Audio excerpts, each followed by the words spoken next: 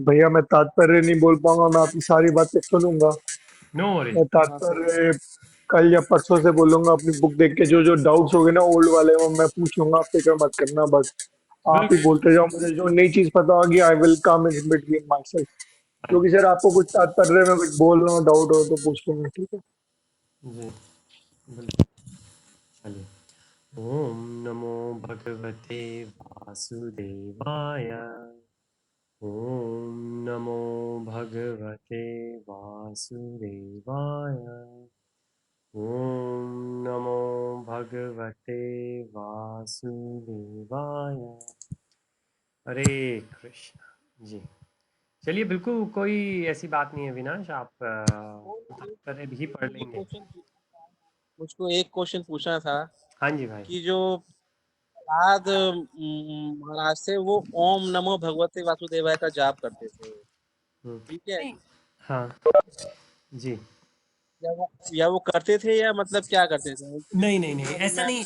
हाँ नहीं, ऐसा नहीं था कि वो ओम नमो भगवते वासुदेवाय का जाप करते थे। ऐसा था कि जब उनको उनके पास में 7 दिन और 7 रात का जो समय उनके पास बचा था, उनको ये था 7 दिन के बाद तक्षक आकर उनको मारने वाला है। तब जब उन्होंने पूछा अपने सारे राज ऋषियों से कि भाई क्या करना चाहिए, तो उन्होंने कहा जी मैं भगवान का नाम ले। मैं जी। प्रहलाद की बात कर रहा हूँ, जो ओह असुर सॉरी जो सॉरी, मेरे को लगा परीक्षित महाराज, प्रहलाद की बात कर रहे हैं। हाँ, प्रहलाद जी को नारद जी ने ओम नमो भगवते वासुदेवाय का बोला था, बिल्कुल सही। एक मुझे एक चीज पूछनी थी कि जब कृष्ण जी का जन्म हुआ था तो उसके बाद वो वसुदेव के बने थे, क्या नाम है, क्या कहते हैं, क्या नाम है, पौत्र बने थे, तो वो हाँ तो हाँ। द्वापर युग, वो तो चीज द्वापर युग में हुई थी। और जी। ये जो बात थी, ये चीज सतयुग में थी, तो क्या मतलब मेरे समझ में नहीं आया कि उनको मतलब वासुदेव क्यों ही, वो तो जब वो वसुदेव के थे पुत्र तो उनको मतलब वासुदेव बोला गया था ना। जी जी जी जी, बहुत बहुत अच्छी बात। मतलब मेरी मेरी बात समझ में आई, मैं बिल्कुल क्या समझ मतलब। आई, हाँ बिल्कुल समझ आई कि क्योंकि वो वसुदेव के पुत्र थे इसलिए उनको वासुदेव कहते थे। नहीं, अब ठीक है, तो हाँ तो जी। ये चीज आपकी द्वापर युग में हुई थी, और जो प्रहलाद थे महाराज, वो हाँ तो क्या नाम सतयुग या उस टाइम से पहले की बात है, तो उस टाइम तो उनका जन्म किसी और का नहीं हुआ था। क्या हाँ कहीं इसका रीजन ये भी है कि ये सारे मतलब युग मतलब कई बार हो चुके हैं, बहुत बार हाँ, हो चुके हैं, तो इस वजह से उनको वासुदेव पहले ही बोला जाता है?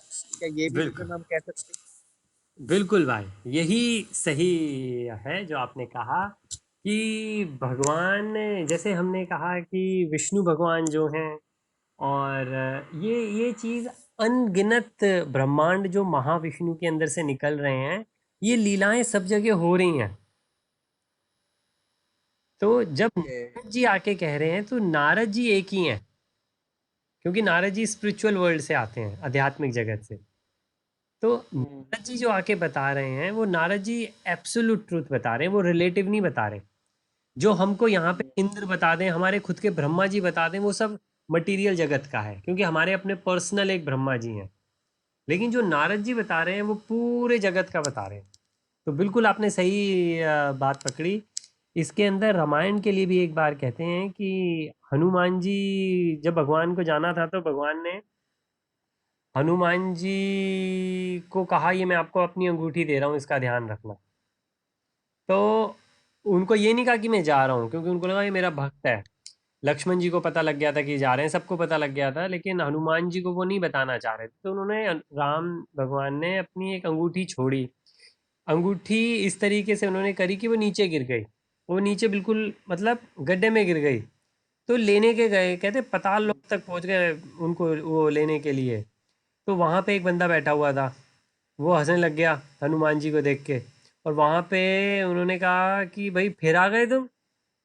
कहते क्या हुआ? तो उन्होंने कहा देखो पीछे। वो देखा तो वहां पे ढेर लगा हुआ था ऐसी अंगूठियों का। तो उन्होंने कहा बार बार भगवान राम जाते हैं, तुमको ऐसे यहाँ पे भेज देते हैं, और फिर जब तक वापस जाओगे वो जा चुके होंगे।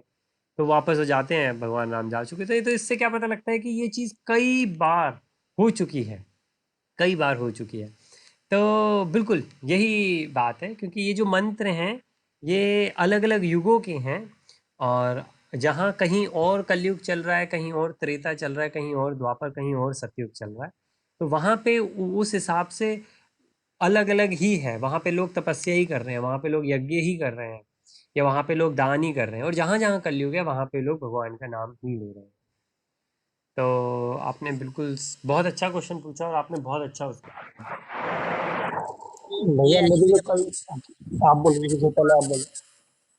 वो एक्चुअली हम भी वो विष्णुपान देखे थे ना, तो उसके अंदर जब प्रहलाद महाराज करते हैं कि ओम नमो भगवते वासुदेवाय, मैंने कहा हाँ। ये तो वासुदेव के जन्म तो यार द्वापर में हुआ है, तो यार पहले से ही इनका जाप कर रहे हैं, ऐसे कैसे हो सकता है ये। अगर अगर आप नोट करोगे तो पहले जन्म हुआ भी नहीं, तो अभी जन्म होने हैं, सात आठ वो अवतार हुए हैं, फिर किसी का जन्म होगा तब उनको वासुदेव बोला जाएगा। पहले बिल्कुल। से वासुदेव बोले जा रहे हैं, तो क्यों है, तो शायद यही जी। कि ये कई बार सारे युग हो चुके हैं, तो वही रीजन मुझे समझ में हो आया। चुकी है ये मतलब जैसे अद्वैत वाले बोलते हैं कि भाई ये सब जो है ना ये माया है, तो भक्त लोग क्या कहते हैं, ये माया नहीं है, ये लीला है। तो ये सब कुछ चल रहा है, ये भगवान ने चला के रखा हुआ है। क्यों? क्योंकि भक्त लोग अगर भगवान की लीलाओं से वंचित होंगे, लीलाएं नहीं होंगी, तो वो क्या करेंगे? अगर ये लीलाएं हैं तो हम भगवान के बारे में बात कर पा रहे हैं, अगर ये कोई लीला नहीं होगी तो हम कोई बात नहीं कर पाएंगे, फिर हम भी एब्स्ट्रैक्ट हो जाएंगे, मतलब कोई चीज़ हमारे पास है नहीं, फिर वो यही बात होगी कि निराकार है, उसी की बातें करो बस। तो भैया वो जी। भागवत में जब शुरू हो रही होती है तो शुरू शुरू में बिल्कुल स्टार्टिंग में एक श्लोक आता है कि बाकी सब तेरी लीला है, हे वासुपुत्र, वासुदेव पुत्र ही भगवान है। हम्म। ये चीज स्टार्टिंग में बोली जाती है, माया नहीं बोली, लीला बोली गई है माया स्टार्टिंग में भी। हाँ बट भैया बिल्कुल। मुझे ये चीज पूछनी थी कि आपने मेरे जो 3 डाउट थे व्हाट्सएप में, वो ऑडियो में आपने वो मेरे डाउट्स क्लियर कर रखे हैं, आपने क्या बोल रखा है, मैंने अभी तक सुना नहीं है, जस्ट वो कब। ओके, हाँ, मैंने तीनों के, मेरे ख्याल से एक का मैंने रिटर्न दिया है, लेकिन दो के मैंने ऑडियो दिए हैं, वो उसी का जवाब है।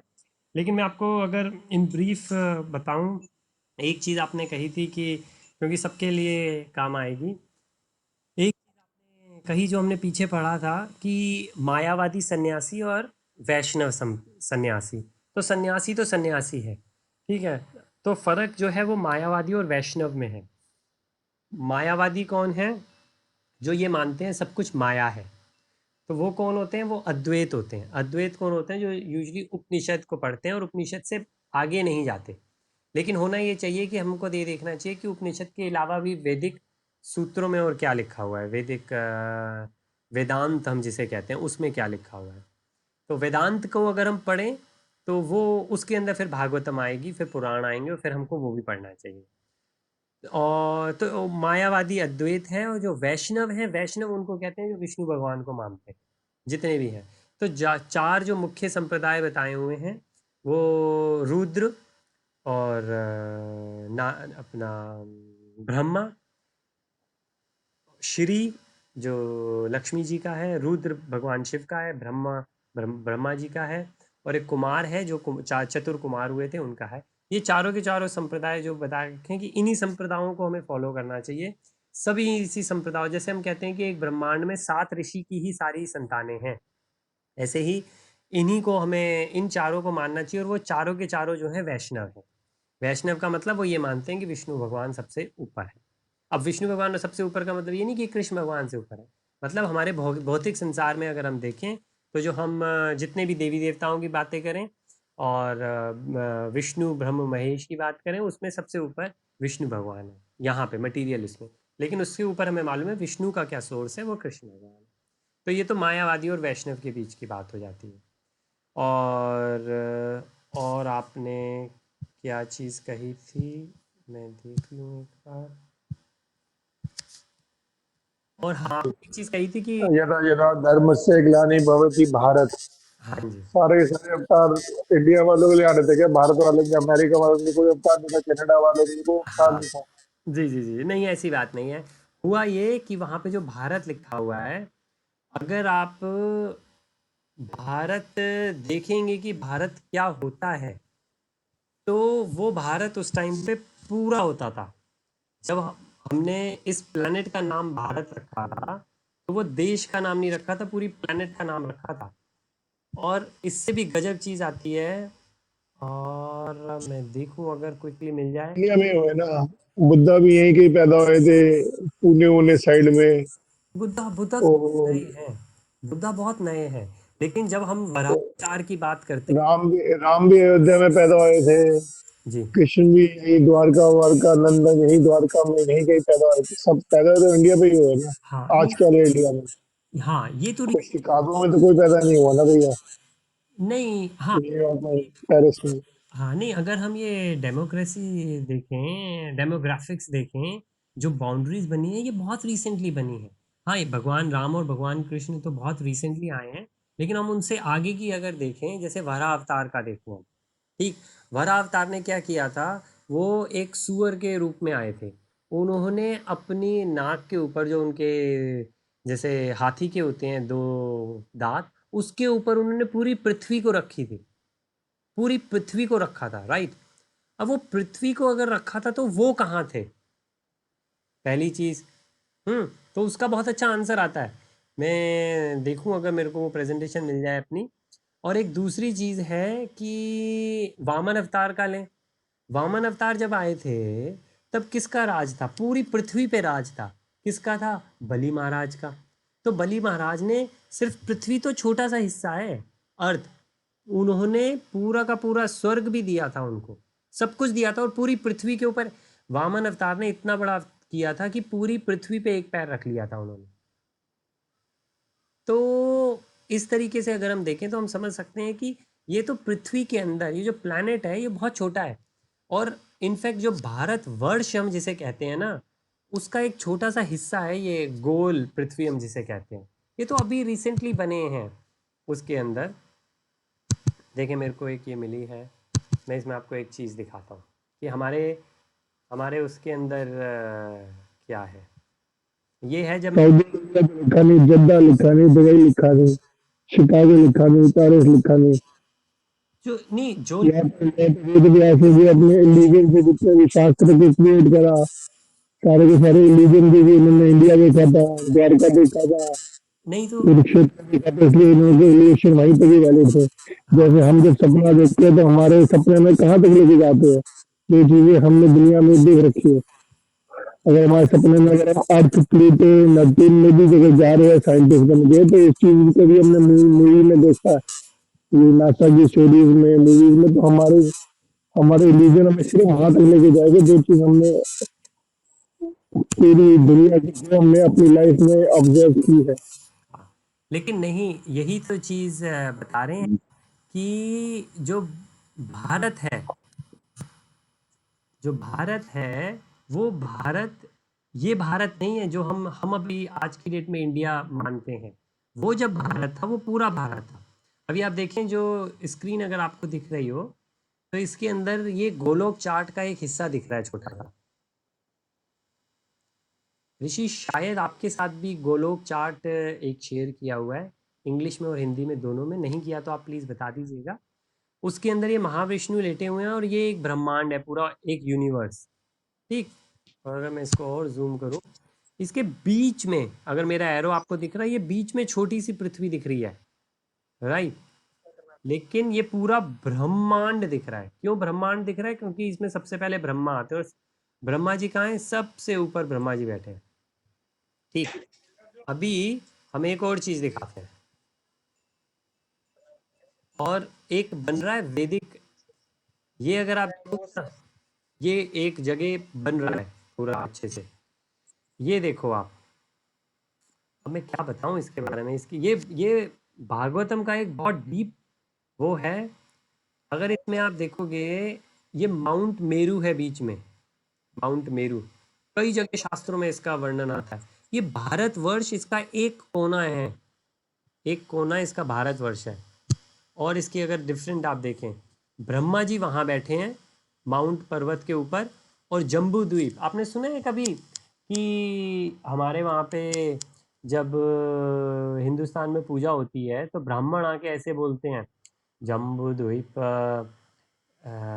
वर्ण वर्ण पूछते हैं वो आपका, फिर आपको ऐसे करके बोलेंगे मैंने शायद कहीं लिखा भी हो। जीजा जी ये इसके लिए नहीं बोलते क्योंकि हमारे जो ये इंडियन सब कॉन्टिनेंट है इसकी शेप है जम्बू के मुख जैसी।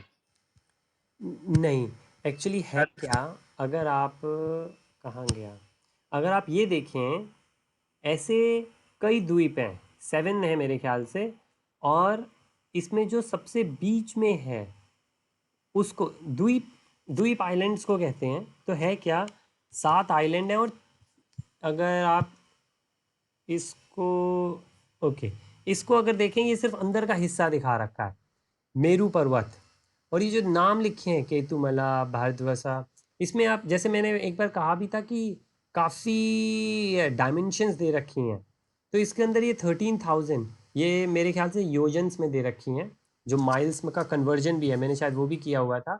यहाँ सबसे ऊपर देखें जम्बू द्वीप लिखा है, और ये सॉल्ट ओशियन है, ये सॉल्ट ओशियन है जो हमको मिलता है, हमारे जितने समुद्र हैं वो सारे सॉल्ट हैं, ठीक। लेकिन अगर आप देखें तो एक, ये शायद आपने सुना, और ये दूध की नदियां बही होती थी, अगर आप ऐसा देखेंगे,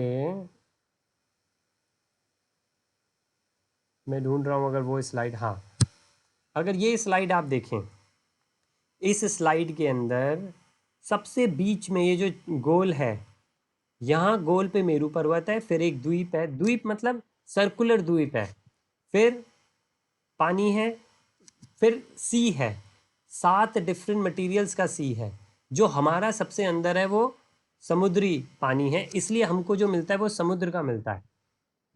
और अगर मैं वापस जाऊं, एक ये है, अच्छा, ये सनातन धर्म से नहीं है, ये बुद्धिस्ट का या चाइनीज़ का है, बिल्कुल सेम, बिल्कुल सेम। और मैं पेरिस गया था, पेरिस के अंदर एक म्यूज़ियम है, और उस म्यूज़ियम का नाम ही है साउथ ईस्ट, अपनी उनकी अपनी फ्रेंच लैंग्वेज में, लेकिन इंग्लिश में ट्रांसलेट करें साउथ ईस्ट एशिया के, तो उसमें चाइनीज़, बुद्धिस्ट और जैनिज़्म, इन सब का है। वहाँ पे मेरे को ऐसे स्क्रिप्चर्स मिले, तो जैसे ये है, इसके अंदर हम, हमारी पृथ्वी कहाँ है, आपने शायद सुना हो, हमने कहा कि हमारा जो है वो 14 प्लानिटरी सिस्टम है, मतलब कि 14 प्लैनेट्स हैं, जिसमें से अर्थ जो है वो एक है। अगर आप इसको देखें तो इसमें लिखा है भू, ये जो भू है ये है भूमि, फिर लिखा है भू भुआ स्वाहा, भू है, फिर बीच में एक है भुआ लोक, और फिर है स्वर्ग लोक, उसे, इन तीनों को मिला के हमारा जो भू भू स्वाहा बनता है, गायत्री मंत्र में, ठीक। गायत्री मंत्र, वो यहाँ पे इसके बारे में पूरी की पूरी इंफॉर्मेशन देता है। उसके ऊपर अपना ध्रुव लोक है, ध्रुव लोक के ऊपर महर, जन, तप, ये 3 लोक हैं, और उसके ऊपर सत्य लोक है जो ब्रह्म लोक भी कहलाता है, क्योंकि ब्रह्मा जी वहाँ पर है, ब्रह्मा जी। और यहाँ पे ध्रुव लोक जहाँ पर है, यहाँ पर ध्रुव लोक के पास में है इंद्र लोक, इंद्र लोक जो है वो स्वर्ग है, मतलब स्वर्ग लोक जरा सा उससे नीचे ही है, लेकिन अगर आप देखें तो यहाँ पे ध्रुव लोक और सतयुग लोक के बीच में 3 लोक हैं, ये हैं जो सिद्धि सिद्धि वाले हैं, जिनको स्वर्ग लोक भी नहीं चाहिए, वो अपने शरीर से ही स्वर्ग लोक के ऊपर पहुंच चुके हैं, उनको, उनके लिए स्वर्ग कुछ नहीं है, लेकिन वो सारे के सारे तपस्या कर रहे हैं, वो तपस्या करके पहुंचेंगे अगर पहुंचेंगे तो, या वो हैं जो कि ब्रह्म ज्योति में पहुंच सकते हैं, उनके सबसे ज़्यादा चांसेस हैं ब्रह्म ज्योति में पहुंचने के लिए। ब्रह्म ज्योति है, इसमें से कौन से जन लोग है, महालोक है, तप लोग है, कौन सा लोग है, ब्रह्म ज्योति कहाँ पे है? नहीं, ब्रह्म ज्योति यहाँ नहीं है, ब्रह्म ज्योति तो स्पिरिचुअल है, ये जितना है सत्य लोक, ब्रह्म लोक तक जो है वो सब मटेरियल है। अगर आप, ओके। अगर आप इसको देखेंगे, यहाँ पे आप, अगर तो स्वर्ग की तरफ से मटेरियल वर्ड में, स्पिरिचुअल वर्ड में स्वर्ग नहीं आता। नहीं नहीं, स्वर्ग लोक हमारा ही है, स्वर्ग लोक मटेरियल है, बिल्कुल मटेरियल है।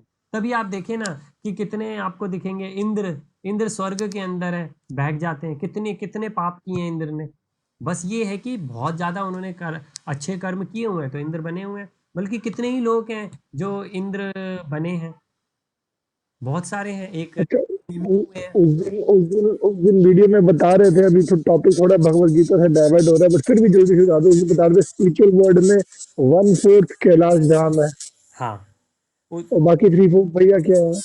नहीं बस नहीं, ये बता के चलते हैं। हाँ, नहीं नहीं नहीं, वो क्या कहते हैं, अगर आप एक कमल को लें, कमल की जो स्टेम्प है नीचे की, वो माने 1/4 है, और ऊपर का जो कमल है वो थर्ड हिस्सा है। मतलब कि 75% जो है वो स्पिरिचुअल है, और 1/4 जो है वो हमारा जगत है सर, मतलब मटेरियल है। और जो कैलाश धाम है वो दोनों के बीच में आता है, ट्रांजिशन के अंदर है वो। अगर आप स्पिरिचुअल, जैसे महाविष्णु जहाँ लेटे हुए हैं, ब्रह्म ज्योत के ऊपर आता है कैलाश धाम, और कैलाश धाम के ऊपर बैकुंठ आता है, उसमें निर्देश आता है। हाँ नहीं, चलो भैया। हाँ वो फिर सदाशिव की बात करने लगते हैं। अगर, हाँ जी। हाँ वो सदाशिव जी की बात करने लगते हैं, लेकिन जो शिव जी हैं वो ट्रांजिशन के अंदर हैं। अपना स्पिरिचुअल वर्ल्ड और मटेरियल वर्ल्ड के बीच का जो हिस्सा है, जहाँ पे महाविष्णु है, महाविष्णु भी स्पिरिचुअल में नहीं है, महाविष्णु भी नीचे है। बस महाविष्णु और शिव जी को हम कहते हैं ना, जैसे आपने एक चीज ढूंढी थी उपनिषद का या कहीं से, कि महाविष्णु और शिव जी एक हैं, बिल्कुल। लेकिन किस रिस्पेक्ट में एक हैं, उनमें सिर्फ एक फर्क है। महाविष्णु, या नॉर्मल हम विष्णु कह देते हैं, उनमें और शिव जी में क्या फर्क है? शिव जी जो हैं, जिनको हम कहते हैं 3 गुण, वो 3 गुण जो है वो हमारे दुर्गा जी से निकले हैं, दुर्गा माँ, इसलिए हम कहते हैं वो सबकी माँ है। दुर्गा जी से जो 3 गुण निकले हैं, शिव जी उनके कांटेक्ट में आते हैं, लेकिन विष्णु भगवान उनके कांटेक्ट में नहीं आते। तो वो माया है, महामाया। 2 तरीके की माया होती है, एक महामाया, एक योग माया। तो जो अगर भगवान शिव के ऊपर काम करती है वो योग माया कहलाती है, योग माया ज़्यादा बड़ी होती है। महामाया जो है वो हम लोगों के ऊपर काम करती है। नहीं, आपने सही कहा भैया। कई लोग वो जो शक्तिज्म फॉलो करते हैं वो ये कहते हैं कि सबसे बड़ी दुर्गा है, क्योंकि विष्णु को भी दुर्गा ने जन्म दिया है, शिव को भी दुर्गा ने जन्म दिया है, ब्रह्मा को भी दुर्गा ने जन्म दिया है। शक्ति को शक्तिज्म फॉलो करने वाले ये कहते हैं, शिविज्म वाले कहते हैं कि शिव बड़े हैं, वैष्णविज्म वाले कहते हैं कि विष्णु सबसे बड़े हैं। नहीं, जो आपने अभी बताया ना हाँ कि तीनों गुण है दुर्गा में से निकले हैं, ब्रह्मा हाँ, विष्णु महेश, ये भी यही कहते हैं कि तीनों बस नहीं अलग अलग भैया लोगों की स्टेटमेंट है। आपको बताना हो तो बता देना, बट ये ना कि हमारी सबसे पूछ लो कि ये ना भगवत गीता का टॉपिक है हमारा कहीं और चला जाए, इस हिसाब से देख लो। नहीं, उस टाइम पे मैं यही कहूँगा ना कि भाई, जैसे अपने ऋषि से बात हुई, ऋषि के यहाँ पे रुद्र पूजा होती है, शिव जी की पूजा होती है ना? तो फिर मैं उनको यही कहूँगा कि भाई आप शिव पुराण पढ़ें, ठीक, और स्कंद पुराण। शिव पुराण के भैया भगवत गीता ही पढ़ ले। भगवत गीता में 2 वर्ष आएंगे जिसमें अर्जुन और बोलेगा कि मैं बिल्कुल, रुद्र और शिव आपके अंदर ही देख रहा हूँ, आपके बिल्कुल, बीच में बसे हैं। हाँ बिल्कुल। तो उससे क्लियर हो जाता है इस चीज़ के बारे में। और बहुत बहुत बहुत सारी जगह पे ऐसा है, लेकिन बस यही है कि लोगों की अटैचमेंट हो जाती है, तो वो उस हिसाब से मानते हैं। अभी हम भी कह रहे हैं कि बिल्कुल ये लिखा है कि दुर्गा जी ही हैं जो माया है, वो ही माया का रूप है जो आगे बढ़ाती हैं। तो लोग कह सकते हैं कि भाई सब कुछ उनसे निकला, अगर वो ना हो तो कुछ भी ना हो, बिल्कुल सही बात है। कुछ लोग ये कहेंगे भाई ब्रह्मा जी से सब निकला है, वो भी बात सही है। कुछ लोग कहेंगे नहीं, विष्णु भगवान से ब्रह्मा जी निकले हैं, वो भी सही है। कुछ कहेंगे नहीं, ये विष्णु अलग है, महाविष्णु से निकले हैं, वो भी सही है। लेकिन सबका एक सीक्वेंस है। तो वही वाली बात है कि कोई ये कहेगा कि भाई मैथ्स टीचर बड़ा है क्योंकि स्टूडेंट छोटे हैं, लेकिन फिर ये कहेंगे कि भाई सारे मैथ्स टीचर बैठेंगे तो एक हेड ऑफ द डिपार्टमेंट होगा, राइट? फिर सारे हेड ऑफ द डिपार्टमेंट बैठे होंगे तो फिर एक प्रिंसिपल होगा, तो फिर हो सकता है एजुकेशन मिनिस्ट्री हो। तो इस चीज़ की बात है, इसलिए कहते हैं कि अगर आप सब कुछ पढ़ेंगे तो आपको ज़्यादा अच्छे से समझ में आएगा। यहाँ पे हम एक चीज़ और दिखाएं, ये है लिस्ट ऑफ 14 मनुज, जो 14 मनु होते हैं जो हमारे टाइम पे इस वक्त ब्रह्मा जी चल रहे हैं, उनके टाइम पे ये 14 मनु होंगे, राइट? इसमें से 7वें नंबर पे जो हैं विवस्व मनु, इनका उदाहरण आया था चैप्टर 4 के फर्स्ट श्लोक के अंदर, जब, 4.1 श्लोक। हाँ जी। हाँ जी, तो वो यहाँ पे, सूर्य, सबसे पहले सूर्य को पता चला, सूर्य से व्यवस्वत को पता चला, व्यवस्वत से मनु को पता चला, मनु से मनु के पुत्र इक्ष्वाकु को पता चला, हाँ ईशान लौट रहा। बिल्कुल बिल्कुल। और देख, सूर्य से व्यवस्वत को पता चला था, या सूर्य का नाम व्यवस्वत था भैया? सूर्य का नाम विवेक, नहीं, जो सूर्य से व्यवस्वत को पता चला था। हाँ, जो मनु का नाम था वो विवस्वत था। Okay, I got it. और तो भैया मेरा आखिरी लास्ट डाउट था, कर्म इंद्रिय और ज्ञान इंद्रिय में क्या फर्क है? अगर वो हाँ बोले तो मैं ऑडियो देख लूंगा। अभी हाँ, नहीं नहीं नहीं नहीं, आधा घंटा वैसे ही नहीं निकल गया, हम क्लास सब शुरू नहीं हुई। हम सबके लिए काम में आएगा। कि कर्म इंद्रियां और ज्ञान इंद्रियां ये ऐसे हैं कि जैसे हमारी आंखें हैं, ठीक है, हमारी आंखें हैं, ये माने कान है, हमारे कान तो है हमारे पास में, ठीक है, तो एक इंद्री है, लेकिन इस इंद्रिय को कोई ज्ञान नहीं है, माने कान का पर्दा फट गया। तो कान है, फिजिकल कान है, फिजिकल आंख है, फिजिकल नाक है, फिजिकल टंग है, लेकिन इनका ज्ञान खत्म हो गया किसी वजह से। तो ये एक कर्म इंद्रिय है जो कर्म करेगी, और उसका ज्ञान भी होना जरूरी है। तो इन सिंप्लिसिटी ये कहेंगे कि भाई आपकी नाक है, लेकिन वो नाक सूंघ भी सकती है। तो ये दोनों चीज़ें होनी चाहिए फंक्शनल। अगर एक चीज़, किसी का कान ही काट दिया या नाक काट दी, तो उसकी इंद्रिय खत्म हो गई, ज्ञान की तो बात ही खत्म है, इंद्रियां ही खत्म हो गई जो क्रिया करेगी। लेकिन एक फिजिकल सेंस है हमारी, और वो सेंस को ज्ञान करने की भी है, राइट। तो बस इतना फ़र्क है, जब भी आगे आएगा, और जब हम अपने छठे चैप्टर में देखेंगे और अष्टांग योग में, उसमें 24 तत्व जो बताएंगे, उसमें से सबसे पहले 10 तत्व यही बताएंगे कि 5। ये लेग्स कौन सी इंद्री होती है? लात भी इंद्रियों में बता रखे हैं, लात तो सेंसेस कोई नहीं है, 5 में से एक भी सेंसेस नहीं है इंद्रिया। सॉरी, कौन, क्या चीज़, मैं समझा नहीं। लेग, लाते, लेग्स कौन सी इंद्रिया होती है भैया? लेग्स तो कोई इंद्रियां नहीं होती। बुक में लिखा था कि लेग्स भी एक इंद्रिया का, कर्म इंद्रिया का एक वो है पार्ट। नहीं नहीं नहीं, वो नहीं, वो टोटल 10 कर्म इंद्रिया, ज्ञान इंद्रिया बताई है, 5 ये आप तो मेन बता दी, सेंसेस वाली 5 और बताई थी, मैं आपको भेजूंगा हाँ व्हाट्सएप हाँ पे हाँ कभी। हाँ, नहीं नहीं नहीं नहीं, वो हाँ वो आएगा, वो दूसरी है, वो ज्ञान और इसमें नहीं आएगा। हाँ, हम चाहें तो इसमें जोड़ सकते हैं, लेकिन नहीं, जब हम 24 करेंगे ना, तो उसके अंदर हमारी सारी आ जाएंगी। जब हम 24, ओके भैया, ओके। 24 भी इंद्रियां नहीं है, 24 तत्व है, उसमें सारी इंद्रियां आ जाएंगी। और एक और ओके चीज़ भैया। अगर दिखाएं कि ये सही से दिख नहीं रहा, लेकिन ये हमारा पूरा ऐसे है, सबसे अंदर हम हैं इस वक्त, बिल्कुल जो पृथ्वी है हमारी बिल्कुल अंदर है। और एक चीज़ मैं जो दिखाना चाह रहा था, वेल दिखाने के लिए काफ़ी कुछ है इसमें। यहाँ पे अगर आप देखेंगे कि ये नंबर 7वें पे अगर आप देखें, तो ये गोल पृथ्वी है, और ये जो पूरा है, ये पूरा हिस्सा जो है, ये भारतवर्ष है। जम्बू द्वीप सिर्फ एक उसका हिस्सा है, मतलब अंदर का जो हिस्सा है उसका एक हिस्सा जम्बू द्वीप कहलाता है। और उसका जो एक ये क्या कहते हैं, धनुष की तरह जो है, इसको अपना भारतवर्ष कहते थे पूरे को। और इसके अंदर जो ये गोल है हमारी, ये है सिर्फ हमारा भारत, जो हम प्लैनेट अर्थ कहते हैं, ऐसे है ये हमारे शास्त्रों के हिसाब से। तो अगर आप देखें, नीचे सारा समुद्र है, अब इसमें आप समझ सकते हैं कि पृथ्वी नीचे गिर गई थी, स्पेस के अंदर नहीं, पानी के अंदर पृथ्वी गिरी थी जब वरा अवतार आए थे, और वो पानी में से निकाल के लेकर आए थे, क्योंकि वो सारा सॉल्ट वाटर ओशियन है। और ये पृथ्वी के अंदर है जो पानी, वो हमको दिखता है। बस एक चीज़ मैं और दिखाता हूँ, क्योंकि ये काफ़ी गजब रहती है, इसकी एक बहुत अच्छी डॉक्यूमेंट्री है। ये चीज़ आप देख रहे हैं क्या है, हमारे शास्त्रों में श्लोक के माध्यम से ये बताया गया कि जो पूरी पूरी पृथ्वी है, पृथ्वी के बारे में, भारतवर्ष नहीं, सिर्फ पृथ्वी के बारे में बताया गया कि वो ऐसी है जैसी दिख रही है, एक खरगोश है और दो पत्तियां हैं।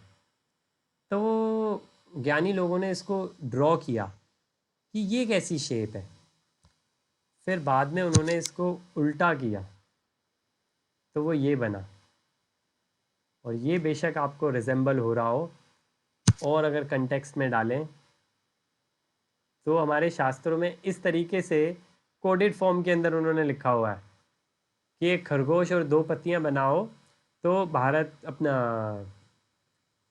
ये भूमि का, अगेन उसमें भारत भी नहीं है क्योंकि भारतवर्ष अलग है, उसमें भूमि क्योंकि भूलोग है, तो उसके बारे में बता रखा। और ऑब्वियसली अगर आप इसको कंपेयर करेंगे तो वो ऐसा दिखेगा। इसके ऊपर बहुत छोटी सी प्यारी सी डॉक्यूमेंट्री है, लेकिन ये एक है वैदिक कॉस्मोलॉजी, जब मैं पीडीओ में मस्कट में था तब वहाँ पे बनाई थी। तो गोलोक चार्ट इसमें बहुत अच्छे से है, कभी हम अगर चाहेंगे तो इसमें बात कर सकते हैं। ये जो महाविष्णु लेटे हुए हैं, ठीक है। तो चलिए हम यहाँ से चलते हैं, निकलते हैं। हम वापस अपने वर्स पे आते हैं, ठीक है। लेकिन ये बहुत अच्छा है, बीच बीच में हमको ये सारे काम आएंगे। तो हम कौन से अभी मेरे को महाविष्णु वाली फोटो है ना, वो वाली फोटो वो भी व्हाट्सएप पे भेज देना, बड़ी मस्त फोटो थी यार। वो बहुत अच्छी, कभी हो गया वो फोटो, बहुत मस्त, आनंद आ गया फोटो देख के। चलो भैया शुरू करते हैं। ये फोटो सच में बहुत प्यारी है। और फोटो मैंने आपको भेज दी। ओके, तो हम कौन सा वर्स कर रहे थे? हम शायद 12 तक कर चुके थे, शायद, या 16 तक कर चुके थे। चैप्टर 5। हाँ, हम 16 तक कर चुके थे, 16 तक हम कर चुके थे। तो अगर हम 16 पढ़ें, जो यहाँ खुल ही नहीं रहा। ओके, 16 क्या है, कौन सा है जी? किंतु जब कोई उन ज्ञान से प्रबुद्ध होता है जिससे अविद्या का विनाश होता है, तो उसके ज्ञान से सब कुछ उसी तरह प्रकट हो जाता है जैसे दिन में सूर्य से सारी वस्तुएं प्रकाशित हो जाती है। ये पूरा ब्राह्मण का कंसेप्ट रहता है कि हमको कुछ अलग से नहीं करना। जो लोग ऐसा कहते हैं कि हमारे ही अंदर सब कुछ है, तो वो बिल्कुल सही है, क्योंकि इस वर्ष के हिसाब से देखें, और हम कहते ही हैं कि सारा ज्ञान हमारे अंदर है, सारा परमात्मा भी हमारे अंदर है, तो उस चीज़ की प्राप्ति हो जाती है, इसमें कोई डाउट नहीं है। अब आप अगर हम 5:17, अब यहाँ पे थोड़ा सा चेंज होगा। अब हम कैसे, अब ज्ञान योग चल रहा है, कैसे ज्ञानी परमात्मा को पा सकता है। पहला हमने देखा कि जैसे हम हमेशा एग्जांपल लेते हैं ट्रेन का, कि ट्रेन दूर से आ रही है तो सबसे पहले आपको ट्रेन की आवाज़ सुनाई देगी, फिर ट्रेन दिखनी शुरू होगी। ऐसा होता है अक्सर कि ट्रेन दिखेगी भी नहीं तो उसकी सीटी की आवाज़ सुनाई दे जाएगी, फिर ट्रेन दिखेगी और फिर ट्रेन आएगी। तो जो ट्रेन की आवाज़ आती है उसको हम कहते हैं ब्रह्मन। कि सारे सबके अंदर हम कैसा कहते हैं, नहीं, परमात्मा का अंश है, वो ब्रह्मन हो गया, ब्रह्मन है, सब कुछ ब्रह्मन है। वो एक पहली रियलाइजेशन है। दूसरी, कि परमात्मा का जो अंश है वो हमारे अंदर ही है, वो हमको दिखना शुरू हो जाता है, राइट, हमारे अंदर, फिर ऑब्वियसली सबके अंदर। तीसरा जो है वो है भगवान, कि भगवान हमसे अलग हैं, वो पता लगते हैं, लेकिन वो सबसे आखिरी में पता लगते हैं। तो ज्ञानियों के लिए थोड़ा सा उस तरीके से मुश्किल रहता है, क्योंकि काफ़ी लोग वहीं पे फंस जाते हैं। लेकिन दिक्कत ये है कि जो ब्रह्मन रियलाइज हो जाएगा उसके बाद में दो ऑप्शन होंगे, कि वो वहीं पे रुकना चाहता है कि वो भक्ति में लगना चाहता है। लेकिन जो लोग अभी तक लगे ही नहीं है, पहुंचे ही नहीं ब्रह्मन रियलाइजेशन तक, वही अगर कॉन्फ्लिक्ट करते रहें, आर्ग्यूमेंट करते रहें, तो कोई ज़्यादा फायदा है नहीं, क्योंकि उनको ब्रह्मन रियलाइजेशन हुआ नहीं। तो ये 5:17 में है, जब मन बुद्धि श्रद्धा तथा शरण शरण सब कुछ भगवान में स्थिर हो जाते हैं, तभी वह पूर्ण ज्ञान द्वारा समस्त कल्मश से शुद्ध होता है और मुक्ति के पथ पर अग्रसर होता है। मतलब ये चारों चीज़ें हमने हमने बताई, मन और बुद्धि। हम दोबारा से कहें तो हम कहते हैं जो हमारी सेंसेस हैं, 5 सेंसेस हैं, उन 5 सेंसेस के बाद में 5 सेंसेस हमारी ग्रॉस बॉडी है, स्थूल शरीर। उसके बाद आता है सूक्ष्म शरीर, जो छोटा सा है। उस छोटे में 3 चीज़ें आती हैं। एक आता है हमारा अहम, जो हमारा अहम है वो हमारे साथ रहता है, आई। और फिर आता है कि आपका मन, और फिर है बुद्धि। तो जो सेंसेस हैं उससे परे मन है, मन से परे बुद्धि, और बुद्धि से परे आत्मा है। तो मन और बुद्धि, ये दोनों चीज़ें इसमें आ गई। मतलब हम सूक्ष्म की नहीं, हमने इंद्रियों की बातें खत्म कर दी हैं। अब इंद्रियों की बातें हम बड़ी कर रहे थे, इंद्रियों को लगाना है। अब हम आगे बढ़ के सूक्ष्म शरीर की बातें कर रहे हैं, कि मन और बुद्धि, फिर श्रद्धा। श्रद्धा क्या होता है? जब हम किसी में श्रद्धा लगाते हैं तो हमारा आई खत्म होता है, राइट। आप देखोगे कभी कोई टीचर है, कोई स्टूडेंट हम्बल होगा, कोई उस स्टूडेंट की तारीफ करेगा, तो वो स्टूडेंट हमेशा ये कहेगा, नहीं जी, मेरे को तो जो मिला मेरे टीचर से मिला है, राइट। क्यों? क्योंकि अब वो श्रद्धा है उसको अपने टीचर में, फेथ है। अगेन वो फेथ है, वो एजुकेटेड फेथ है, वो अंधविश्वास नहीं है, राइट। और उसके बाद लिखा है शरण। तो मन बुद्धि और श्रद्धा जो कि अहम के ऊपर है, तो ये सूक्ष्म शरीर की बात हो रही है। तथा शरण, सब कुछ भगवान में स्थिर हो जाता है, मतलब शेल्टर भी ले रहा है ना वो, तो वो भगवान का ले रहा है शेल्टर। अब वो देवी देवताओं का शेल्टर नहीं ले रहा है, अब वो भगवान का शेल्टर ले रहा है। और तभी वह पूर्ण ज्ञान द्वारा समस्त कल्मश में शुद्ध हो पाता है। तब उसको हम शुद्ध मानते हैं कि अब वो कहीं फंसा नहीं हुआ कि कभी देवी देवताओं से कुछ मांग रहा है या कर्म कांड में लगा हुआ है, कुछ नहीं।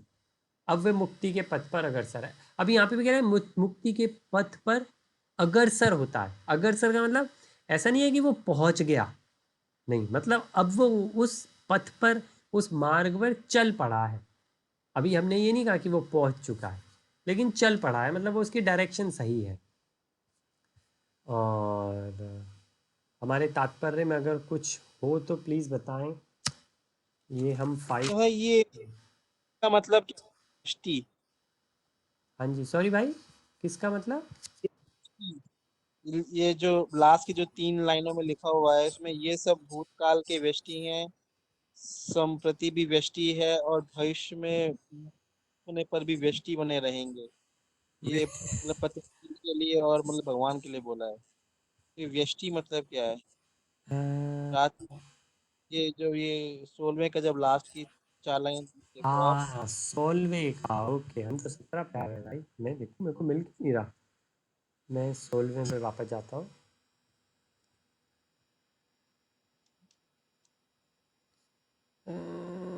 आध्यात्मिक जीवन में व्यष्टि की पहचान ही वास्तविक ज्ञान है। व्यष्टि, किंतु दिन में सूर्य के उदय पर सारी वस्तुएं अपने अपने वास्तविक रूप में व्यष्टि, व्यष्टि मेरे ख्याल से या तो क्लियरेंस है, ऐसे में हमारे इंग्लिश बहुत काम आएगी। अभी मैं इंग्लिश में चेक कर रहा हूँ भाई। 5वें का 16वां, और उसके अगर हम आखिरी में जाएं, identity with individuality in spiritual life is real knowledge. आध्यात्मिक जीवन में, ओके, इसका तो भाई ये मतलब ये कह रहे हैं कि आध्यात्मिक, जैसे हमने बात करी कि भगवान के साथ हमारा जो संबंध है, वही संबंध परमानेंट संबंध है। वो पहले भी था, अब भी है और बाद में भी रहेगा, हमें याद हो या ना हो। तो ये आइडेंटिटी की बात कर रहे हैं कि जो हमारी सही, मतलब रिलेशन की बात हो रही है, मतलब रिलेशन की बात हो रही है, हाँ रिलेशन कह सकते हैं। हाँ, कि हाँ, मतलब आइडेंटिटी पहचान है, और जो इंडिविजुअलिटी है हमारी, कि हम हमेशा, जैसे हमने कहा कि ये हमारी जो आत्मा है वो कभी किसी में मर्ज नहीं होगी। हम भगवान से मिलेंगे, लेकिन ऐसे मिलेंगे जैसे दो लोग मिलते हैं, आत्मा परमात्मा में से मिल रहा है, में नहीं मिल रहा, से मिल रहा है। तो उस चीज़ की बात करें कि हमारी हमेशा, जैसे वर्ष हमने देखा कि आत्मा ना जन्म लेती है ना मरती है। तो अगर आत्मा मर नहीं रही है तो वो हमेशा रहेगी। कहाँ रहेगी? जब इस सर्कल से निकल जाएंगे तो फिर भगवान के पास में, या जिस भी, क्योंकि वहाँ पे भी स्पिरिचुअल वर्ल्ड में भी अलग अलग धाम है, तो जहाँ पर भी होंगे वहाँ पर रहेंगे, लेकिन वो आत्मा हमेशा बनी रहेगी। तो उस चीज़ की बात हो रही है बस। सही आध्यात्मिक में व्यष्टि की पहचान, व्यष्टि की पहचान, अपनी अपनी इंडिविजुअलिटी की पहचान, वो है। सही सही। हाँ, संपत्ति 18 पे चलते हैं। व्यष्टि है, मतलब हाँ, अपनी आइडेंटिटी जो है वो इंडिविजुअलिटी जो है वो हमेशा, हाँ, मतलब कि वो इस सोल की बात हो रही है कि आप हमेशा बने रहोगे, है ना। तो पे चलते हैं फिर। सत्व में हमने यही देखा कि भाई, कि हमने बात करी कि अच्छाई, अच्छाई की बात हो रही है कि परम दिव्य सत्य, अगर मैं तात्पर्य पढ़ूँ थोड़ी सी लाइन, परम दिव्य सत्य भगवान कृष्ण ही है। सारी गीता इसी घोषणा पर केंद्रित है कि कृष्ण भगवान हैं, श्री भगवान है। यही समस्त वेदों का भी अभिमत है। परम तत्व का अर्थ परम सत्य है, जो भगवान को ब्रह्म परमात्मा तथा भगवान के रूप में जानने वाले द्वारा समझा जाता है। जो हमने कहा, भगवान को 3 रूप में समझा जा सकता है, बिल्कुल वही है। जैसे हमने कहा, ट्रेन को आप उसकी आवाज़ सुन सकते हो, उसे देख सकते हो, फिर ट्रेन आएगी तो आप मिल भी सकते हो ट्रेन से। भगवान ही इस परम तत्व की परिकाष्ठा हैं, उनसे बढ़कर कुछ भी नहीं है। भगवान कहते हैं मत परम मत नाते कश्चित दस्ति धनंजय। कृष्ण निराकार ब्रह्म का भी अनुमोदन करते हैं। ब्रह्मणो ही प्रतिष्ठा हम, ये 14.27 का आएगा, ब्रह्मणो ही प्रतिष्ठा हम, कि जो ब्रह्म है वो मेरा ही अस्तित्व है। तो इसके अंदर डिस्कशन होगी। अतः सभी प्रकार से कृष्ण परम सत्य परम तत्व हैं, जिसके मन बुद्धि श्रद्धा तथा शरण कृष्ण में है, अर्थात जो पूर्णतः कृष्ण भावनामृत है, उसके सारे कलमक्ष धुल जाते हैं और उन्हें भ्रम संबंधी प्रत्येक वस्तु का पूर्ण ज्ञान रहता है। कृष्ण भावनामृत व्यक्ति यह भली भांति समझ सकता है कि कृष्ण में द्वैत है, एक साथ एकता तथा विभिन्नता है। ऐसे दिव्य ज्ञान से युक्त होकर वह मुक्ति पथ पर सुस्थिर प्रगति कर सकता है। मतलब फिर से वही है कि अगर द्वैत कैसा है, द्वैत ऐसा है कि भगवान का ही हम अंश हैं, भगवान की जैसी क्वालिटी हमारे अंदर है लेकिन उतनी नहीं है। मतलब क्वालिटी है लेकिन क्वालिटी की जो क्वांटिटी है वो इतनी है। जैसे भगवान भी, हम भी सत्यचित आनंद रहना चाहते हैं क्योंकि हमारा नेचर वो है, लेकिन क्योंकि अभी हम ढके हुए हैं तो वो हमारी क्वालिटीज़ एग्जिबिट नहीं हो रही हैं बाहर। तो जब हमको ब्रह्म की ज्ञान हो जाएगा तो यहाँ पे देखें, अद्वैत ब्रह्म की बात करता है, ब्रह्म से ऊपर अद्वैत के पास कुछ नहीं है। अद्वैत में ब्रह्म ही है, ब्रह्म। और ये ब्रह्म वो हिंदी का ब्रह्म नहीं है कि डाउट हो गया किसी को, वो ब्रह्मन है, संस्कृत में ब्रह्मन कहते हैं या ब्रह्म। तो वो मतलब कि यही है कि आपको ये पता लग गया कि आप ही हो, लेकिन वो निरागुण ही है। वो ये मानते हैं, बस फर्क यहाँ आता है, द्वैत ये कहता है कि सगुण में से निगुण निकला, और वो ये कहते हैं कि भाई अद्वैत वाले की निगुण है भगवान। जैसे भगवान रोशनी है, भगवान जैसे अपने जो दिव्य ज्योति में लीन होना चाहते हैं, वो कहते हैं वही है। उसी दिव्य ज्योति ने एक रूप ले लिया भगवान कृष्ण का, और वो इस रूप के अंदर गीता दे रहे हैं। उन लोगों का ऐसे मानना है। लेकिन जो हम क्या मान रहे हैं कि वास्तविक रूप में जो भगवान कह रहे हैं कि जो निगुण है वो ही सारी शक्तियाँ उनसे निकली हैं। जैसे कि आग है, आग में से हीट निकली है, एनर्जी निकली है। ऐसा नहीं कि हीट है और एनर्जी के अंदर से आग निकल रही है, ऐसा नहीं है। तो यही चीज़ यहाँ पे समझाने की कोशिश करेंगे। तो हम आगे जाते हैं। अभी हमने ये देखा कि भाई किस तरीके से वो सारी शुद्धियाँ होती हैं। अब 518 के अंदर विनम्र साधु पुरुष अपने वास्तविक ज्ञान के कारण एक विद्वान तथा विनीत ब्राह्मण गाय, हाथी, कुत्ता तथा चांडाल को समान दृष्टि संभाव से देखता है। ये जो मैंने कहा जी, कई बार मैंने रिपीट किया, और फॉर्चुनेटली अनफॉर्चुनेटली मैं फिर और रिपीट करूँगा कि कोई भी इंसान होगा ना, कोई भी इंसान होगा, लिखा है विनम्र साधु पुरुष। ये उसकी बात हो रही है जिसकी बात अभी पीछे हुई, कि जो इंसान को हो गया साक्षात्कार, ब्रह्म का साक्षात्कार हो गया, या उसको भगवान मिल गए, या बुद्ध बन गया, दिव्य दृष्टि मिल गई, जो भी, मतलब अब वो साधु बन गया, तो संभाव स्थित प्रज्ञ ब्राह्मण, गाय, हाथी, कुत्ता, चांडाल, किसी किसी के अंदर कोई भेदभाव नहीं है उसके लिए। और जब तक ये भेदभाव है तो हमें देखना चाहिए कि कहीं उसमें कहीं कमी है, और ऐसे पुरुष मिलना बहुत ही मुश्किल है जो सबके अंदर संभाव ही समझे। जैसे हमने कई एग्जाम्पल लिए इसके, तो ऐसे होंगे वो लोग।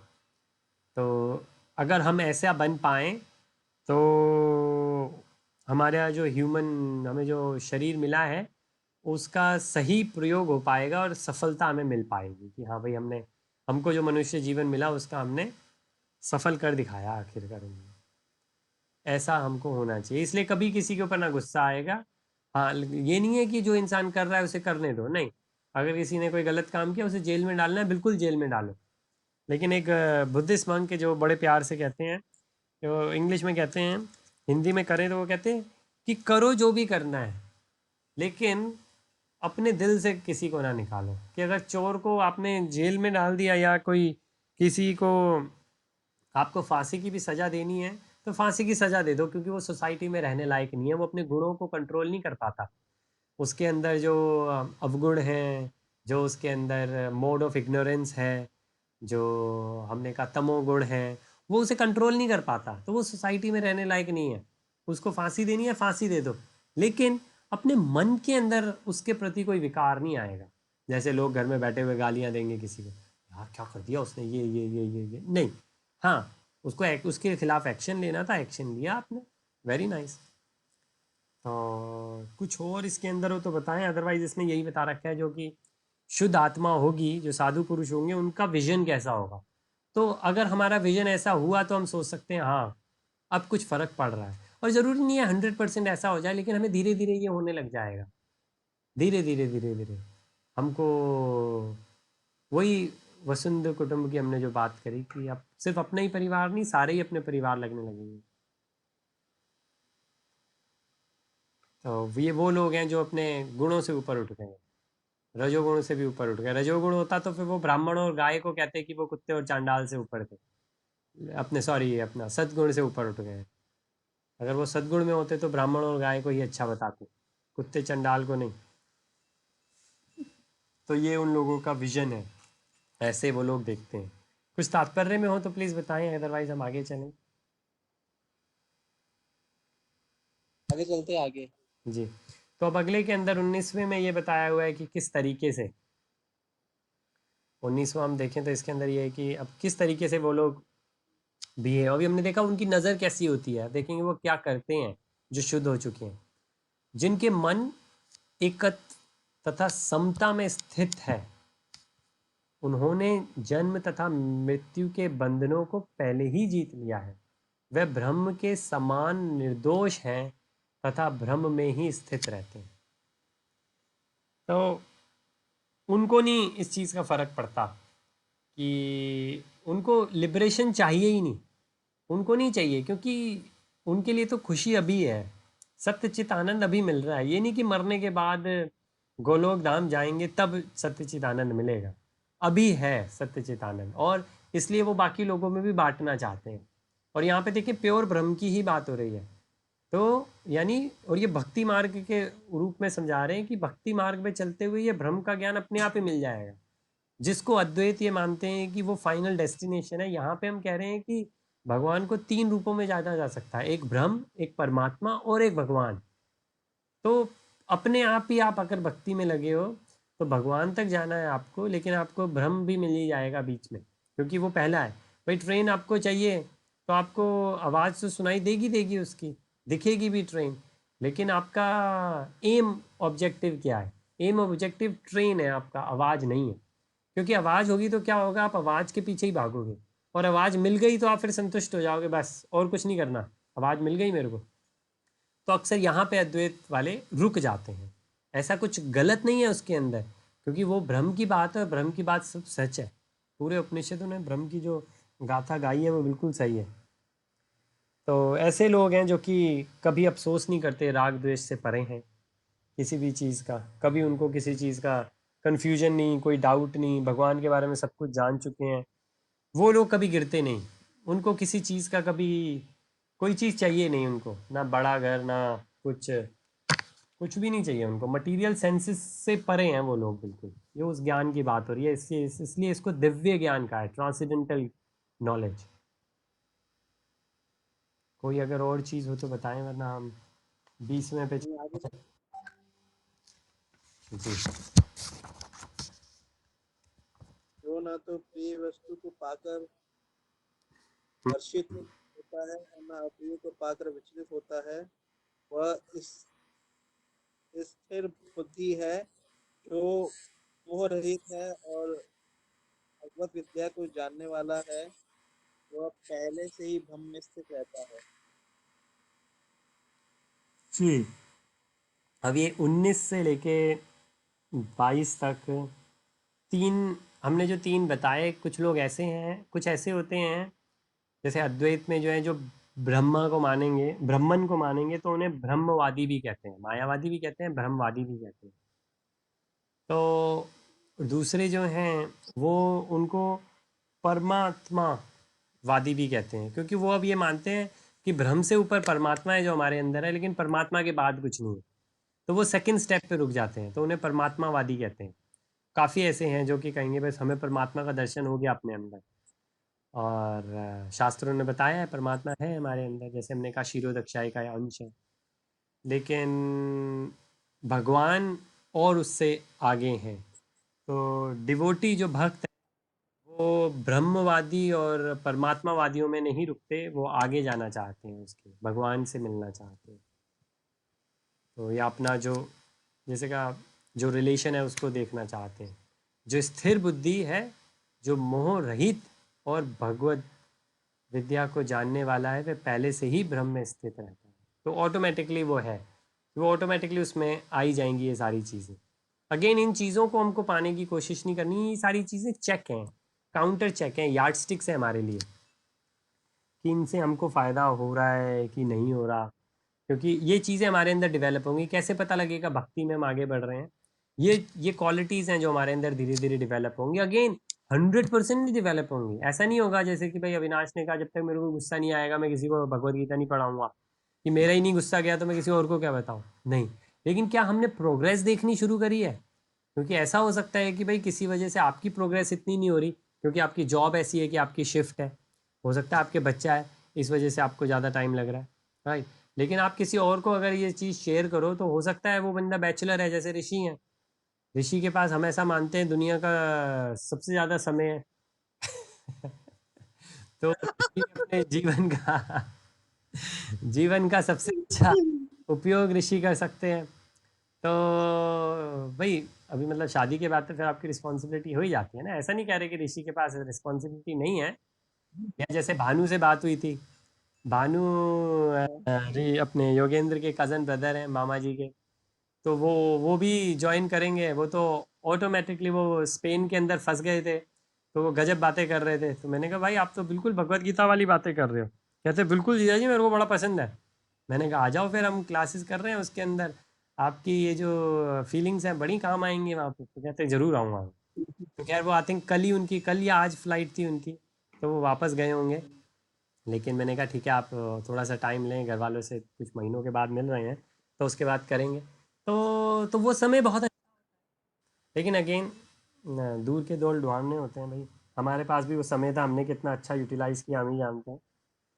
तो किसी और को नहीं कह सकते, लेकिन हाँ हमको हमेशा शेयर करना चाहिए, ये नहीं सोचना चाहिए कि भाई हमारा 100% क्लियरेंस हो जाए। हमको ये देखना चाहिए प्रोग्रेस हो रही है, कि फ़र्क पड़ रहा है।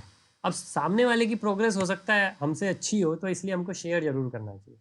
और ये कोई कंपटीशन नहीं है इसके अंदर, क्योंकि हर इंसान की अपनी पर्सनल जर्नी और पर्सनल रिलेशन है, कोई किसी से कोई जलता नहीं है इसके अंदर। और तो इसलिए लिखा है कि कोई डिज़ायर नहीं होगी, कोई राग नहीं, कोई द्वेष नहीं, बिल्कुल स्थित प्रज्ञ।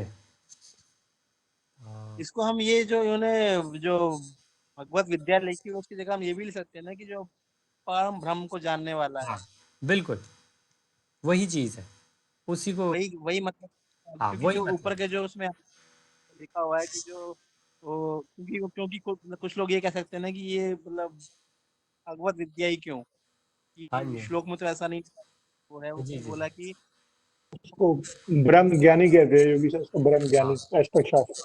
जी। इसके आप अगर उपनिषदों में जाएं तो गजब गजब उसके अलग अलग नाम बताते हैं। लेकिन ब्राह्मण, जैसे तुरिया है, तुरिया भी एक उनका ही नाम बताते हैं। तो लेकिन ब्राह्मण है जो कि वाइडली उपनिषदों में सबसे ज़्यादा यूज़ हुआ है। तो हाँ, और ब्रह्म ज्ञानी अगर हम कहें जो विश्वामित्र बनना चाह रहे थे और बने भी थे एंड में, वो वो इस चीज़ की बात है ना। तो चलिए हम 521 पे चलते हैं। में ऐसा मुक्त पुरुष भौतिक इंद्र सुख की ओर आकृष्ट नहीं होता, अपितु सदैव समाधि में रहकर अपने अंतर में आनंद का अनुभव करता है। इस प्रकार स्वरूप सिद्ध व्यक्ति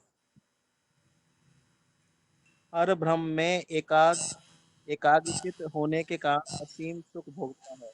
हाँ, जैसे हमने कहा कि सत्य चित्त आनंद, कि आपको वहीं प्राप्ति होने लग जाती है पर ब्रह्म के अंदर, जब आपको ब्रह्म।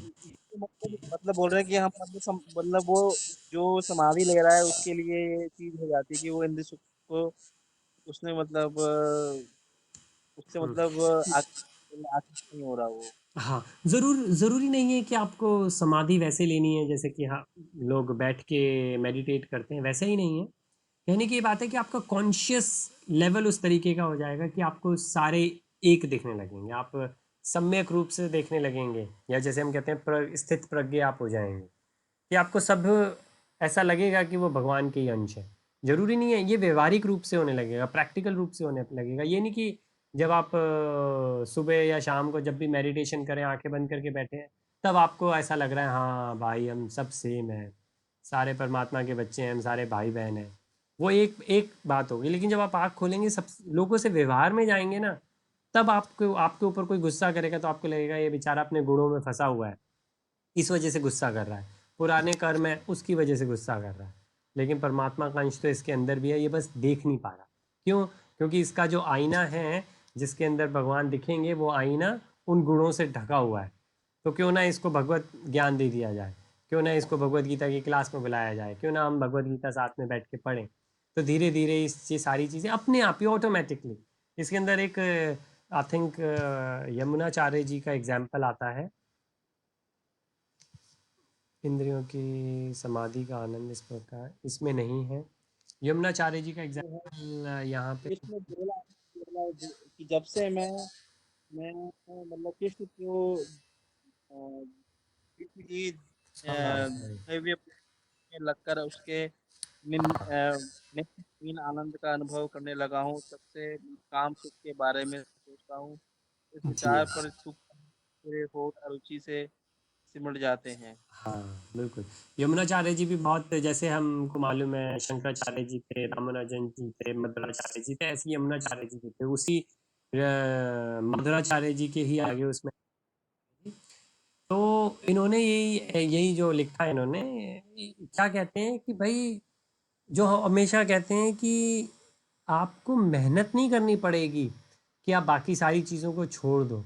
होगा ये कि भगवान के प्रति आपका इतना लगाव हो जाएगा कि आप जाना ही वहाँ चाहोगे।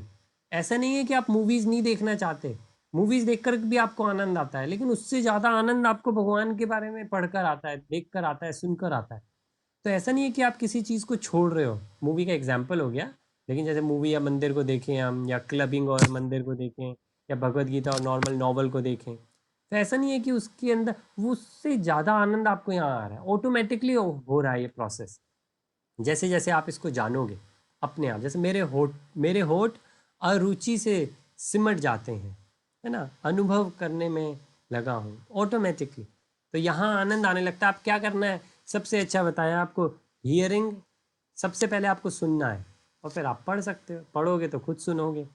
तो एक चीज़ जो आपको भक्ति में सबसे पहले करनी है वो सुननी है। जिसने सुना ही नहीं तो वो बेचारा क्या करेगा, है ना। किसी ने भगवत गीता उठा के पढ़ा ही नहीं तो वो क्या करेगा बेचारा। हाँ, जो सुन लेगा, जो पढ़ लेगा, वो फिर आगे के स्टेप का डिस्कशन किया जा सकता है। जो सुना है वो अच्छी चीज़ सुनी है, उसके ऊपर इम्प्लीमेंट किया जा सकता है, उम्मीद है कि कर लिया जाए। चलिए, तो 5:21, हम 22 पे जाते हैं। ये भी, ये वही थीम चल रही है कि जो ऐसे मुक्त आदमी है, बुद्धिमान मनुष्य दुख के कारणों में भाग नहीं लेता। बुद्धिमान दुख के कारणों में भाग नहीं लेता, जो कि भौतिक इंद्रियों के संसर्ग से उत्पन्न होती है। हे कुंती पुत्र, ऐसे भोग को आदि तथा अंत होता है, अतः चतुर व्यक्ति उनमें आनंद नहीं लेता। मतलब कि कोई भी चीज़ की हमें मालूम है कि हम कोई भी चीज़ की खुशी चाहते हैं तो वो इंद्रियों का ही सुख है ना। कोई भी सुख हो हमको, चाहे वो घर वाले दें, फिजिकल हो, मेंटल हो, बाहर हो, घर में हो, पर्सनल हो, प्रोफेशनल हो, सोशली हो, वो इंद्रियों का ही सुख है। और दूसरी चीज़, वो टेम्परेरी है, पहले नहीं था अब है, और हमें मालूम है एक दिन ख़त्म हो जाएगा, या तो वो ख़त्म हो जाएगा या हम ख़त्म हो जाएंगे। तो ऐसा कौन सा सुख है जिसकी बात अभी पहले हुई, सत्य चितानंद, ब्रह्म की प्राप्ति जिसे हो जाती है। क्यों? क्योंकि वो तो सब में ही देख रहा है ना। जब तक वो है तब तक वो सुखी है, और जब वो चला गया फिर उसके बाद तो फिर उसका जन्म ही नहीं होना। तो सुखी सुखी है क्योंकि वो इंद्रियों के परे हो गया। तो आइडिया सारा ये है। तो ये 22 के अंदर उसी चीज़ की बात है।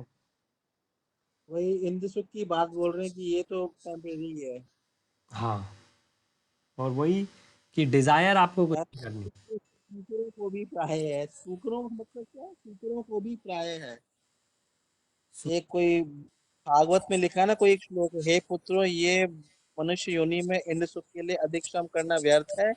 ऐसा सुख तो सूकरों को भी प्राय है। हाँ हाँ सूकर हाँ। मतलब क्या, मतलब क्या है? शुकर, शुकर मेरे ख्याल से उसको कहते हैं ना, पिग को नहीं, शुकर कुत्ते को सुअर को?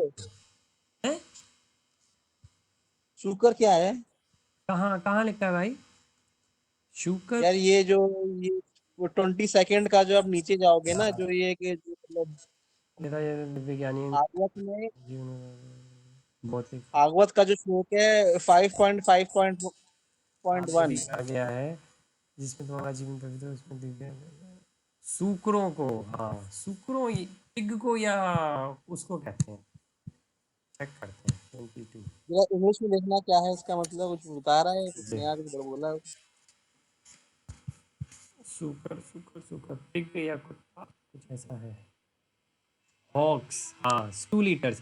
पिग की एक वो होती है, पिग के कजन ब्रदर्स होते हैं, वो पॉटी खाते हैं, जैसे कुत्ते होते हैं ना, कुत्ते भी पॉटी खाते हैं, तो हॉग होते हैं, तो वो सुअर की तरह ही होते हैं, शुकर, लेकिन इंग्लिश में उन्हें हॉग कहते हैं।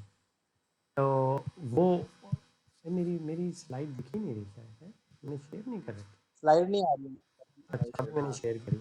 हाँ, तो जो शुक्रों को भी प्राय है, वो यही लिखा है कि मतलब कि इंद्रियों का सुख, मतलब कि सेक्स का सुख अगर आप लो, तो वो तो सुअर भी कर सकते हैं, या अगर जो ये लोग हैं, हॉग हैं, वो अपनी खुद की पॉटी खाते हैं, तो उन वो भी उसे भी खा के वो खुश हो जाते हैं।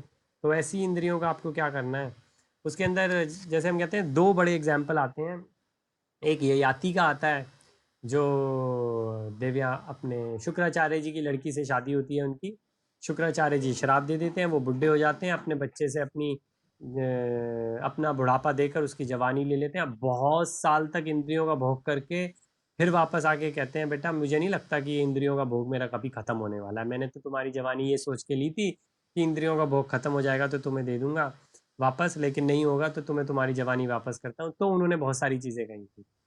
और ऐसे ही एक और हुए थे, पुरूरवा जी, वो उर्वशी जी के संभोग में लगे थे वो, तो उन्होंने भी यही कहा था, वो मतलब वो भी चक्रवर्ती सम्राट थे, और उर्वशी जो अपनी स्वर्ग की हैं, उनको देख के वो बहक गए थे, तो बहक क्या गए थे, उनके साथ तो रहे थे वो, उन बच्चा भी हुआ था उनको उनसे।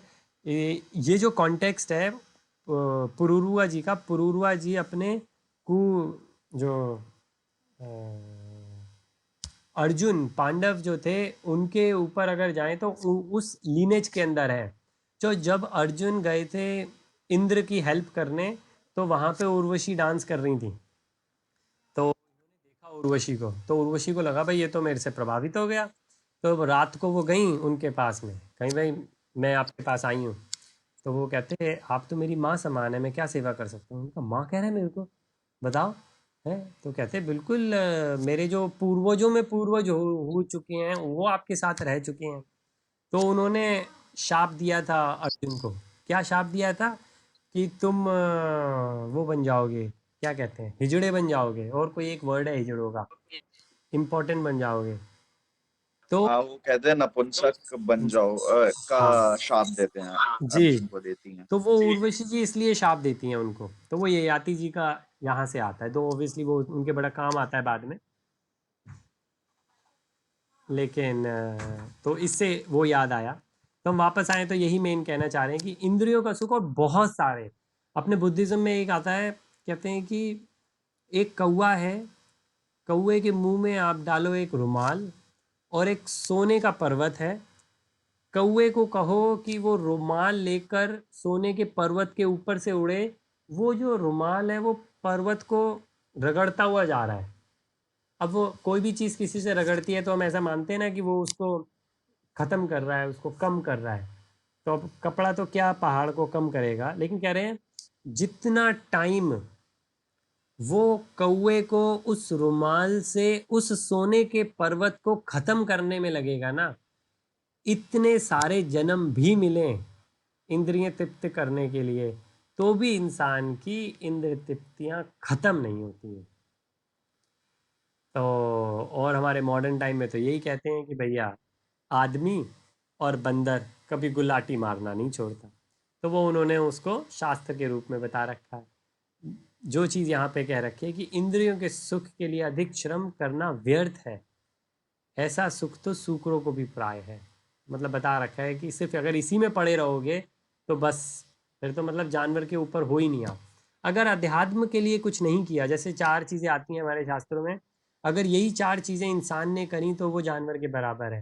कहते हैं ईटिंग, स्लीपिंग, डिफेंडिंग और मेटिंग, खाना, सोना और डिफेंड करना, अपने आप को बचाना, और मेट, बच्चे पैदा करना। ये जो 4 चीज़ें हैं ये जानवर भी करते हैं। इनके अलावा जो हम कहते हैं सेल्फ रियलाइजेशन, आत्म साक्षात्कार के लिए जो कर्म होता है ना, वो हम ही लोग करते हैं, वो नहीं कोई और करता, वो हम ही लोग करते हैं, मनुष्य ही करता है वो। तो वो जो करता है उसकी, वो फिर मनुष्य है। ठीक, चलिए अब हम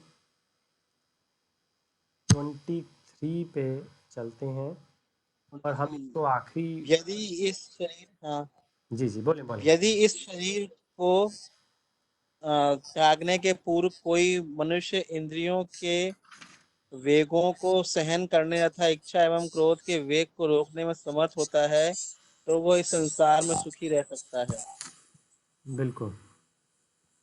अब ज्ञान योग के अंदर वो यही बता रहे हैं कि जिसको ज्ञान, पहले बताया ज्ञान योग कैसे मिल रहा है, धीरे धीरे धीरे धीरे, फिर उसके बाद में मतलब इंद्रियों का बताया, मन का बताया, बुद्धि का बताया।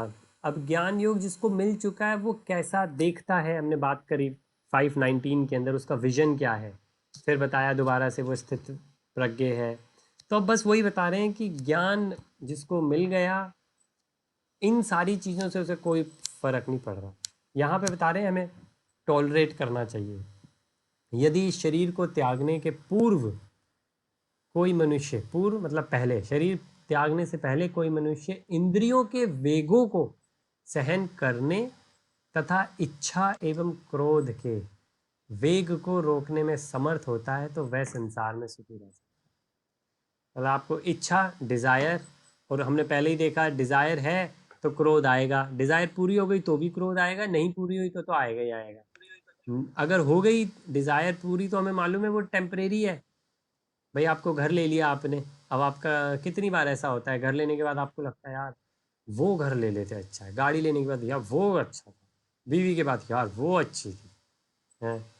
ऐसे ही कोई भी चीज़, कोई ड्रेस ले लो, जितनी मर्जी अच्छी ले लो आप, आपके मन में लेने के बाद आता ही है। कहते नहीं, टीवी ले लो, स्मार्टफोन ले लो, जैसे ही नया वर्जन आएगा ऐसे लगेगा यार थोड़ा और रुक जाता तो अच्छे मतलब वर्जन का मिल जाता, अच्छे ब्रांड का मिल जाता। तो इच्छा मेन है, डिजायर्स को, और इंद्रियों इस वेगों को। जी ये इसमें ना ये वेग दिए हुए हैं, ये वाणी वेग, क्रोध वेग और मनोवेग समझ में आ गए। ये उदर वेग और उपपस्थ वेग क्या है ये भाई, उधर तो जो वेग दिए? कहते हैं ये अपना नेक्टर ऑफ इंस्ट्रक्शन, जो हमने उपदेशामृत एक डॉक्यूमेंट बनाया है रूप गोस्वामी जी ने, उन्होंने गजब लिखा है उसके अंदर कि यही जो वेग है, हमने कहा ना इंद्रियों के वेग, तो कौन कौन से वेग, मतलब कौन कौन सी तरीके की हमारे अंदर डिजायर आती है, तो उनकी बात हो रखी है कि वाणी अपने, उसमें सेम चीज़ वहीं पे है कि हमको अपने जो वे वाणी है, कम बोलना, ज़्यादा बोलना, उसके ऊपर क्रोध नहीं करना, मन को अपने ऊपर रखना। उधर पेट को कहते हैं वेद, उप्स, उपस्थ वेद, वेद लिखा है, वेग होना चाहिए, और जीवा, जीवा तो फिर वही आ गई। उपस्थ वेग क्या है उसको हम चेक कर सकते हैं। उपस्थ वेग हो, उपस्थ। 23 तो लिखा है जेनिटल्स, वही सेक्स की बात अच्छा, की है। हाँ जी, अच्छी बात है। हाँ, कि गुस्सा नहीं आना चाहिए, अपनी ज़ुबान पे ध्यान रखो, माइंड को समझो अपना। वही कहते हैं कि ज़्यादा खाना, ज़्यादा कम करना, ये भी आगे आता है कि ज़्यादा खाना, ज़्यादा सोना, ये सारी चीज़ें, जैसे हमने कहा फोर्सेस ऑफ जेनिटल्स, मतलब रेगुलेटेड होना चाहिए। अब शादीशुदा है इंसान तो सेक्स जरूर करेगा, लेकिन रेगुलेटेड, ये नहीं कि कभी भी कर रहे हैं। जैसे अब कल एकादशी है, एकादशी पे नहीं करें, कोई फास्ट है उस पे नहीं करें, रेगुलेटेड करें, जो भी हो फ्रीक्वेंसी रेगुलेटेड। जैसे मनु स्मृति के अंदर इसके बारे में बहुत अच्छे से दे रखा है। तो बाद में कहते हैं जितने भी डिवोटीज हैं ना, उन्हें गोस्वामी बनना चाहिए। गोस्वामी किसे कहते हैं? गो कहते हैं इंद्रियों को, स्वामी कहते हैं जो उनका स्वामी बन गया। यानी इंद्रियां आपको नहीं भगा रही हैं, आप इंद्रियों के स्वामी बन के बैठे हो। पहले जो कहते थे ना वो गोस्वामी है, जैसे हम कहते हैं रघुनाथ गोस्वामी जी, रूप गोस्वामी जी, तो ये इसलिए कहते थे उन लोगों को गोस्वामी। अभी तो इतने बड़े सारे हमारी फैमिली के अंदर हैं जो वृंदावन में रहते हैं, वो हमारे मौसा जी हैं, वो गोस्वामी हैं। तो लेकिन उनको खाने को दे दो तो गजब, मतलब तो आनंद है इन चीज़ों का। तो लेकिन खैर गोस्वामी अपने एक्शन से पता लगेगा इंसान को कि क्या खाता है क्या नहीं खाता है। तो चलिए हम यहीं पे समाप्ति करते हैं आज की 23। और अविनाश, आपको भाई जब मौका मिले आप बताइएगा, है ना? व्हाट्सएप में आप भेज सकते हैं, फिर डिस्कस कर सकते हैं, वरना कल डिस्कस कर सकते हैं, ऐसी कोई बात नहीं है ना? और चलिए, और कोई बात हो तो ऋषि आप कुछ कहना चाहें प्लीज़। नहीं जी अजी, सही है, अच्छा रहा आज का काफी खास। अच्छा, चलिए, तो मतलब आपने कहा आज सही रहा, बाकी नहीं है। नहीं नहीं, हमेशा ही अच्छा रहता है, मैं वही सुन रहा था सब। अच्छा, जी अच्छा, जी, अच्छा। हमेशा ही अच्छा रहता है, लेकिन हाँ वही मैं सुन रहा था, मतलब जब कोई ऐसा डाउट नहीं आता तो मैं फिर जी, कोशिश करता हूँ आपसे, भैया से, जीजा जीजू से, बिल्कुल। आप सबसे ज्ञान लूं। हाँ जी, नहीं पढ़ें, आप भी पढ़ें, क्योंकि जब आपको मौका मिले आप पढ़ें तो आपको भी अच्छा लगेगा, जी है ना? डाउट्स आएंगे, घर जी के अंदर डिस्कशन करें। इनफैक्ट मैं तो ये कहूँगा कि भाई जी ये नॉलेज है, ये क्या है, थेरिटिकल है कि हम इसको ले सकते हैं। जी, आज बिल्कुल, हम नहीं ये वो तो है डिस्कस, जी। जी, हाँ जी क्योंकि जब तक कहते हैं नहीं, व्यवहार में नहीं आया तब तक उस, है ना? चलिए फिर कल मुलाकात करते हैं इसी समय पे। जी जी जी। हरे कृष्ण।